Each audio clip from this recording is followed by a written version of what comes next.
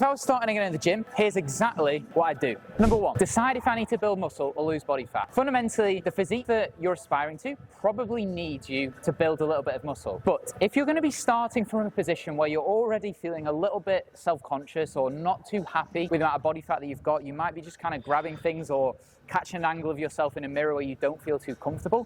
And if you're kind of at that stage, then it's not going to be the best thing for you to do to then go and build muscle, because you're going to quickly get to a position where you're not comfortable with your body composition. So if that sounds like you, what you probably need to do is actually just create a lean base for you then to go and build muscle from. So starting off actually in a deficit, even though the longer term goal is for you to actually build muscle.